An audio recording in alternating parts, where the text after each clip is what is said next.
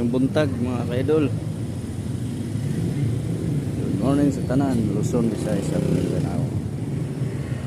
Sa labas mga kaidol. Ato mga kabisyo araw-araw. Nandito na naman tayo. Ate, kumusta? Siminto na yung kalsada. Siminto na yung kalsada mo. Oh, grabe. Ayos ka ka siminto. Hindi, may kamatis ko.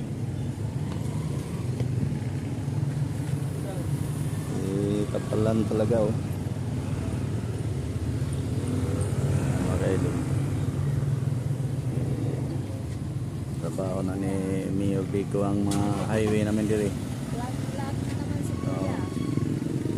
Shout out para sa lahat nating mga ka-idol dyan, Luzon, Visayas at Mindanao. Pabiling ano tayo? Binibili ko. Oh. Swak, isa lang. Ayos ng kalsada mo tayo. Dispira sa eleksyon bukas. Linggo bukas eh. Ay ate! Oh. Basta pa! Ngayon na tayo nagkita! May bulat ka te. Ang ganda na pala ng kalsada sa dito. Oo. Ipagandaan. Ang ganda na. Ipagandaan eh. Silvio. Sino pa gawa niya? Silvio Cartan.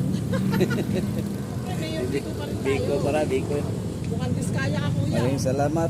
Mayor Biko. Paganda mo ng kalsada sa amin. Ay, ako rin. Ay, naku, may award ng ano. Isang bilat. Oo eh.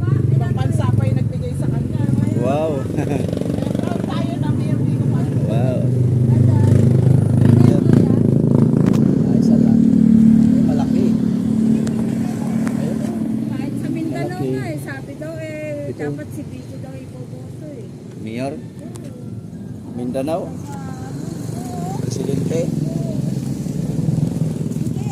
hindi, yung mayor, Mayor nga. sabi daw, may nakausap ako dito, Oo.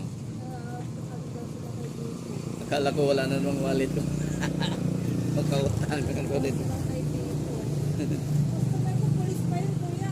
Ha? Pulis yung nagsabi sa akin. Let me speak ko doon. Pag sila kay Bico. Batang-bata yan. Ang pinakabatang mayor sa Pasig. Oh no? Ariel tayo isa. Mindanao ba? Sabi ko, oo, sabi sa akin.